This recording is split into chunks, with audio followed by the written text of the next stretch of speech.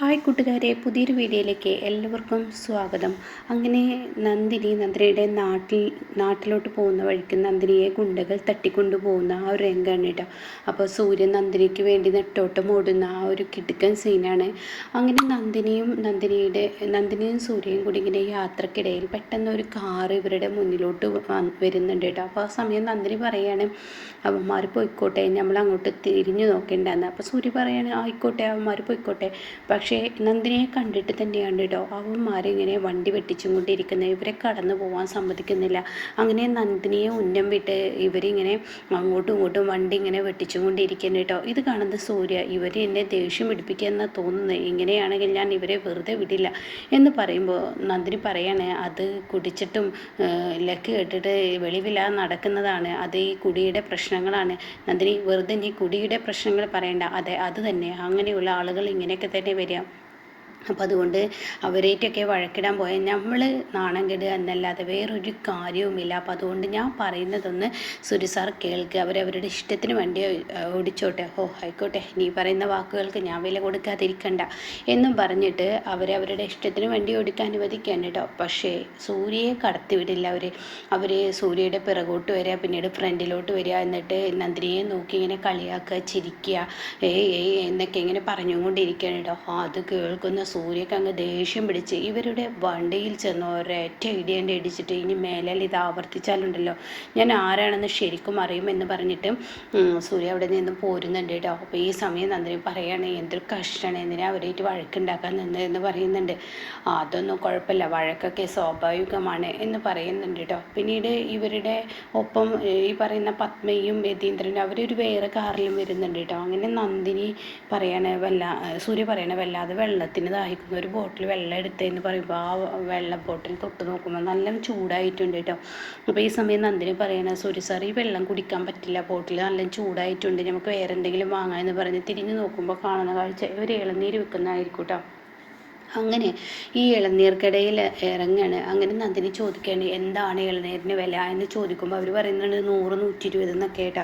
അത് കേൾക്കുന്ന നന്ദിനി, അയ്യോ ഞങ്ങളുടെ നാട്ടിൽ വെറും 25 രൂപക്ക് വിൽക്കുന്ന. അപ്പോൾ സൂര്യ പറയണേ, നീ ഒന്നും മിണ്ടാതിരുന്ന നന്ദിനി, നിൻ്റെ നാട്ടിൽ 25 രൂപക്ക് വിൽക്കുന്നത് അവിടെ തന്നെയുള്ള സാധനമാണ്, ഇത് ഇവർ കയറ്റുമതി ചെയ്യുന്നതാണ്, ഇങ്ങോട്ടേക്ക് എത്തുമ്പോൾ അവർക്ക് അതിൻ്റേതായ നഷ്ടങ്ങളും ഉണ്ടാകും. അപ്പോൾ അക്കാര്യത്തിലൊന്നും വിലപേശാൻ നിൽക്കരുതൊന്നും മിണ്ടാതെ നിൽക്കുമെന്ന് പറഞ്ഞിട്ട് ഇവർ പിന്നീട് ഈ ഇളനീർ ജ്യൂസ് വാങ്ങാൻ കേട്ടോ. പക്ഷേ ഈ ഇളനീർ ജ്യൂസ് വാങ്ങുന്നതിനിടയിൽ സൂര്യയുടെ കണ്ണിൽ ഒരു കാര്യം ശ്രദ്ധയിൽപ്പെടുകയാണ്. ഒരു ലോറി ഇവരുടെ പിറകെ ഇങ്ങനെ വന്ന് നിൽക്കുന്നുണ്ട്, അതുപോലെ തന്നെ ആ ഗുണ്ടകളുടെ ജീപ്പ് കേട്ടോ. അപ്പോൾ നന്ദിനി ഇങ്ങനെ ചൂണ്ടിക്കാണിക്കുന്നുണ്ട്, അതാണ് എന്നൊക്കെ ഇങ്ങനെ പറഞ്ഞ് അവരിങ്ങനെ ചൂണ്ടിക്കാണിക്കുന്നത് സൂര്യയുടെ കണ്ണിൽ അകപ്പെടുന്നുണ്ട് കേട്ടോ. അങ്ങനെ നന്ദിനി എന്തൊക്കെയോ പറയുന്നുണ്ട്, പക്ഷേ സൂര്യ ഇവരെയാണ് ശ്രദ്ധിക്കുന്നത് കേട്ടോ. പക്ഷെ ഇക്കാര്യം നന്ദിനിയോട് പറയത്തില്ല. അങ്ങനെ ഇവർ ഈ വണ്ടിയിലോട്ട് കയറാണ് കേട്ടോ.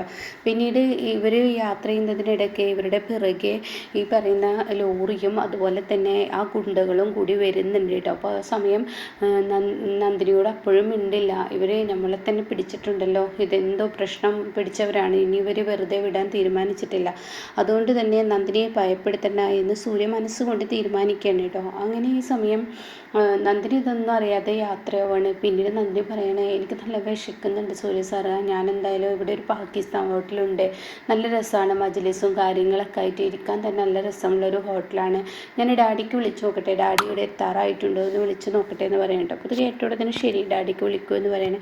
അങ്ങനെ യതീന്ദ്രനെ വിളിക്കാൻ കേട്ടോ. യതീന്ദ്രനെ വിളിച്ചപാടെ യതീന്ദ്രൻ പറയണേ, ഞങ്ങൾ ഇവിടെയുണ്ട്, അപ്പോൾ നിങ്ങളെവിടെ, ഏതാ ലൊക്കേഷൻ എന്നറിയില്ല, ഡാഡിയുടെ ലൊക്കേഷൻ പറയാമോ. അപ്പോൾ ഡാഡി തൻ്റെ ലൊക്കേഷൻ പറഞ്ഞു കൊടുക്കണം. എന്നാൽ അവിടുന്ന് 5 കിലോമീറ്റർ മുന്നോട്ട് പോന്നിട്ടുണ്ട് ഡാഡി, അങ്ങോട്ടേക്ക് എത്താൻ നോക്കുക, എന്തിന് ഇവിടെ ഒരു പാകിസ്ഥാൻ ഹോട്ടലുണ്ട്, ഡാഡിക്ക് അറിയാമല്ലോ, അവിടോട്ട് കയറി വന്നാൽ മതി എന്ന് പറയട്ടോ. ശരി ആയിക്കോട്ടെ എന്ന് പറയണേ. അങ്ങനെ നന്ദിനിയും കൂട്ടി സൂര്യ ആ ഒരു ഹോട്ടലിലോട്ട് കയറുകയാണ്. ഇതേ സമയം അവിടെ ചെല്ലുമ്പോൾ തന്നെ കുറേ പാട്ടും ഡാൻസും കളികളൊക്കെ ആയിട്ട് ഇങ്ങനെ ഇരിക്കുകയാണ്. ടേബിളും കസേരയൊന്നുമല്ല, ചെറിയൊരു ബെഞ്ച് പോലത്തെ ഒരു സംഭവം ഇട്ട് മജ്ലിസാക്കിയൊക്കെയാണ് കേട്ടോ. അപ്പോൾ ഇത് കാണുന്ന സൂര്യക്ക് നന്ദിനിക്ക് വല്ലാത്ത അത്ഭുതം തോന്നുകയാണ്. അപ്പോൾ നന്ദിനി പറയണം, ഇവിടെ എങ്ങനെ ഇരുന്ന് ഭക്ഷണം കഴിക്കുക, ഇതാണ് ഇവിടുത്തെ പ്രത്യേകത, നിലത്തിരുന്നും അതുപോലെ തന്നെ ആ ഒരു കട്ടിൽ പോലത്തെ വരമ്പ് പോലത്തെ കട്ടിലുണ്ടല്ലോ അതിലിരുന്നൊക്കെയാണ് ഭക്ഷണം കഴിക്കുക എന്ന് പറയട്ടോ. അത് കേൾക്കുന്നതിനോടുകൂടിയോ ഇത് നല്ല സംഭവം തന്നെ എന്ന് പറഞ്ഞിട്ട് അവരിങ്ങനെ ഡാൻസ് കളിക്കുന്നതിനോടൊപ്പം സൂര്യ ഇങ്ങനെ കളിക്കാനായിട്ട്. അപ്പോൾ സൂര്യ സാറിന് എന്താ ഇതെന്ന് ആ താളം പിടിച്ച് നോക്കി, ഇവരുടെ ഡാൻസിൻ്റെ താളം നല്ല രസമാണ്, ഇവരുടെ ഡാൻസ്, ഇവരുടെ ഭക്ഷണവും നല്ല ടേസ്റ്റാണ് എന്നൊക്കെ ഇപ്പം അങ്ങനെ സൂര്യ പറയുന്നുണ്ട് കേട്ടോ. ആ സമയമാണ് ഈ ഗുണ്ടകൾ അങ്ങോട്ടേക്ക് കയറി വരുന്നത്. അവരാണെങ്കിലോ സൂര്യ ഇരിക്കുന്നതിൻ്റെ മുന്നിൽ വന്നിരിക്കുകയാണ്. അപ്പോൾ സൂര്യയെ നന്ദിനിയെ ഇങ്ങനെ തുറിച്ച് നോക്കുന്നത് കാണുമ്പോൾ സൂര്യക്ക് ദേഷ്യം പിടിക്കുക. നന്ദിനിയെ വല്ലാതെ ഇങ്ങനെ മൊത്തം ഇങ്ങനെ ഒരുമാതിരി ലയിപ്പിക്കുന്ന നോട്ടം നോക്കുമ്പോൾ സൂര്യ ദേഷ്യം പിടിച്ച് അവിടെ നിന്ന് നോക്കുമ്പോൾ നന്ദിനി പറയണേ, സൂര്യ സാർ വെറുതെ വഴക്കിന് പോകണ്ട, ഒതുങ്ങിയിരിക്കുക എന്ന് പറഞ്ഞിട്ട് അവിടെ ഇരുത്തുകയാണ് കേട്ടോ. പിന്നീടാണെങ്കിലോ പത്മയത്താണ്. അങ്ങനെ ഇവർ വരുന്ന വഴിക്ക് നന്ദിനി പറയുന്നുണ്ട്, സൂര്യ സാർ നാളത്തെ ദിവസത്തിൻ്റെ പ്രത്യേകത അറിയാമോ? ഇത് കേട്ടുകൊണ്ട് സൂര്യ ചോദിക്കുക, എന്ത് പ്രത്യേകത? അത് നാളെ നിങ്ങളുടെ വീട്ടിൽ നിങ്ങളുടെ 2 പേർക്കും ഒരു വിശേഷപ്പെട്ട ഒരു ദിവസമാണ്. അയ്യോ എനിക്കൊന്നും അറിയത്തില്ല എന്ന് പറയട്ടോ. ഇതൊക്കെ നിനക്കെങ്ങനെ അറിയാം? നീ ഇപ്പോഴല്ലേ എൻ്റെ കൂടെ വന്നത്, ഇപ്പോൾ ഇതൊക്കെ എങ്ങനെ നിനക്ക് മനസ്സിലായി എന്നൊക്കെ ചോദിക്കുമ്പോൾ അതൊക്കെ ഉണ്ട്, അന്ന് ഒരു കാര്യത്തിന് വേണ്ടി യതീന്ദ്രൻ സാർ കുറച്ച് പേപ്പേഴ്സുകൾ എനിക്ക് തന്നപ്പോൾ ഞാൻ മനസ്സിലാക്കിയ ഡേറ്റാണ് എന്ന് പറഞ്ഞിട്ട്. അപ്പോൾ ഇത് കേട്ടപ്പോൾ എന്താ നാളത്തെ ദിവസത്തിൻ്റെ പ്രത്യേകത? നിങ്ങളുടെ അച്ഛൻ്റെയും അമ്മയുടെയും 30ാം വാർഷികമാണ് എന്ന് പറയണ്ട, വിവാഹ വാർഷികമാണ് എന്ന് പറയണ്ട. അപ്പോൾ ഇത് കേൾക്കുന്നതിനോട് കൂടി സൂര്യക്ക് ഒത്തിരി സന്തോഷമാണ്. ആഹാ, ഇനി പറഞ്ഞ് നന്നായി, എന്തായാലും അവരത് മറന്നു കിടക്കുകയാണ്. നമുക്ക് നാളെ എന്തായാലും അത് അടിപൊളിയായി തന്നെ വലിയ സർപ്രൈസോട് കൂടിയിട്ട് ഡാഡിക്കും മമ്മിക്കും കൊടുക്കണം എന്നൊക്കെ പറയുമ്പോൾ ആയിക്കോട്ടെ എന്ന് പറയും കേട്ടോ. പിന്നീട് ഇവർ ഹോട്ടലിലോട്ട് വരികയാണ്. അങ്ങനെ ഭക്ഷണമൊക്കെ കൊടുക്കുകയാണ്. അടിപൊളി ഭക്ഷണം തന്നെ, മട്ടൻ്റെ തല കാണുമ്പോൾ വിജയിക്കുകയാണെങ്കിൽ പറയാനില്ല. അങ്ങനെ ഓരോ ഭക്ഷണങ്ങൾ അങ്ങനെ കഴിച്ചുകൊണ്ടിരിക്കുമ്പോൾ ഈ ഗുണ്ടകൾ ഇവരെങ്ങനെ നോക്കുന്നുണ്ട്. അങ്ങനെ ഈ സമയം സൂര്യ പറയണേ, ഡാഡിക്ക് നാളത്തെ ദിവസത്തിൻ്റെ പ്രത്യേകം അറിയോ? ഇല്ല എനിക്കറിയില്ല. ചേച്ചിക്കറിയോ? എനിക്കറിയില്ല. എൻ്റെ ആളീനെ അറിയോ? ഇല്ല എനിക്കറിയില്ല. അപ്പോൾ ഉടൻ തന്നെ ഡാഡിയുടെ ഭാര്യയ്ക്ക് അറിയുമോ എന്ന് ചോദിച്ചു നോക്ക്. നാളെ ദിവസത്തിന് പ്രത്യേകിച്ചൊരു പ്രത്യേകതയില്ല എന്നങ്ങ് അവിടെ പത്മ പറയാൻ കേട്ടോ. ഈ വാക്കുകൾ കേൾക്കുമ്പോൾ സൂര്യ പറയാണ്, ഡാഡി നിങ്ങൾ രണ്ടാവരും ഓർത്തു വെച്ചിരിക്കേണ്ട ദിവസമായിരുന്നു നാളെ, അത് നിങ്ങൾ മറന്നു. നിങ്ങളുടെ വിവാഹ വാർഷികം 30ാം വാർഷികമാണെന്ന് പറയും കേട്ടോ. ഇത് കേൾക്കുന്നതിനോടുകൂടി ഉടൻ തന്നെ പത്മ ഞെട്ടിപ്പോവാണ്. എൻ്റെ മകൻ ഇതൊക്കെ ഓർക്കുന്നോ? അപ്പോൾ ഈ സമയം യതീന്ദ്രൻ പറയണ, മോനെ നീ ഇതൊക്കെ ഓർക്കുന്നോ? നീ ഇതൊക്കെ മറന്നിട്ടില്ല?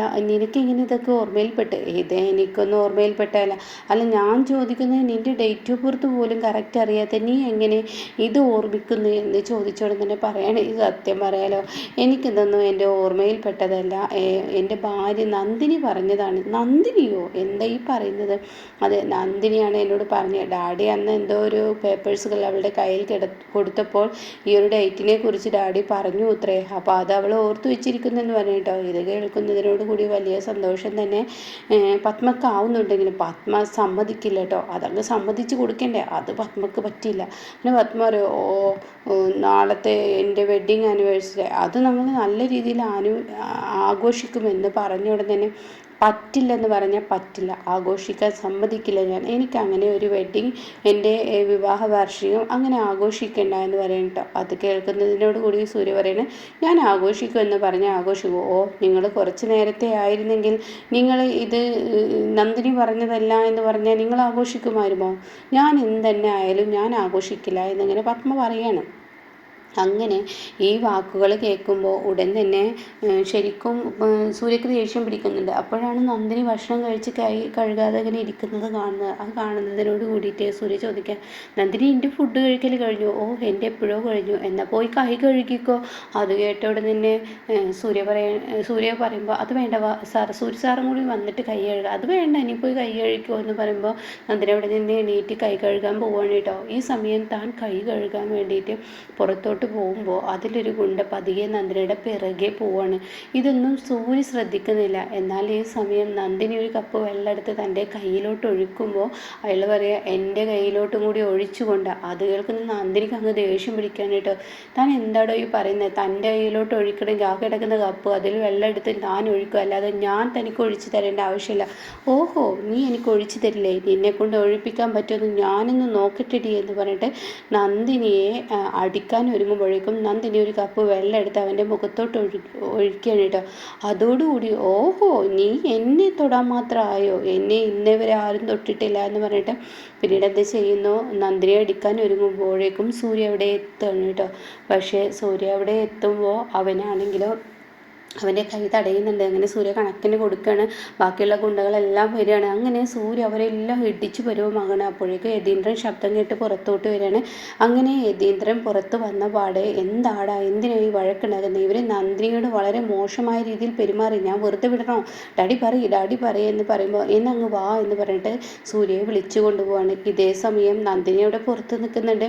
പക്ഷേ ഈ ഗുണ്ടകളും പത്മയും ഇന്ദ്രജയും വേദയൊക്കെ ഇങ്ങനെ നടന്നു പോകുന്നതിനിടയ്ക്ക് ആ ലോറിയിൽ വന്ന ഒരു ഗുണ്ട അവിടെ പുറത്ത് എനിക്ക് ഭക്ഷണം വേണ്ട പറഞ്ഞ് നിൽക്കുന്നുണ്ട് കേട്ടോ. അപ്പം നന്ദിനി ഇങ്ങനെ കൈ കഴുകുന്ന സമയത്ത് നന്ദിനിയെ അവന്മാർ തട്ടിക്കൊണ്ട് പോകാൻ കേട്ടോ. പക്ഷേ ഇത് സൂര്യക്ക് അറിയില്ല. അങ്ങനെ അകത്ത് കയറി യതീന്ദ്രൻ ചൂടാവണം, നീ കാര്യമില്ലാതെ വഴക്കുണ്ടാക്കാൻ ഈ അന്യനാട്ടിൽ നിൽക്കേണ്ട, ഞാൻ ആരോടും വഴക്കുണ്ടാക്കാൻ നിന്നിട്ടില്ല. അവൻ നന്ദിനിയുടെ ദേഹത്ത് തൊട്ടതാണ്. അപ്പോൾ പത്മ പറയുന്നത് കണ്ണി കണ്ട പെണ്ണുങ്ങളല്ല, നന്ദിനി എൻ്റെ ഭാര്യയാണെന്ന് പറഞ്ഞിട്ട് പത്മയുടെ നേർക്കെടുക്കണം കേട്ടോ. അപ്പോഴാണ് നന്ദിനി എവിടെയെന്ന് ചോദിക്കുന്നത്. നന്ദിനിയെ കാണുന്നില്ല, ഗുണ്ടകൾ അവിടെ ഇരിക്കുന്നുണ്ട്. പക്ഷെ തൻ്റെ നന്ദിനിക്ക് എന്ത് പറ്റിയെന്നറിയാതെ സൂര്യയും യതീന്ദ്രൻ നെട്ടോട്ട് മൂടുമ്പോൾ പത്മക്ക് ഇതൊന്നും കണ്ടു നിൽക്കാൻ കഴിയില്ല കേട്ടോ. ഇതിൻ്റെ ബാക്കി റിവ്യൂ കേൾക്കാൻ താല്പര്യമുള്ളവർ ചാനൽ സബ്സ്ക്രൈബ് ചെയ്തിട്ട് ഞാനിടുന്ന വീഡിയോയുടെ നോട്ടിഫിക്കേഷൻ എനിക്ക് ലഭിക്കും കേട്ടോ.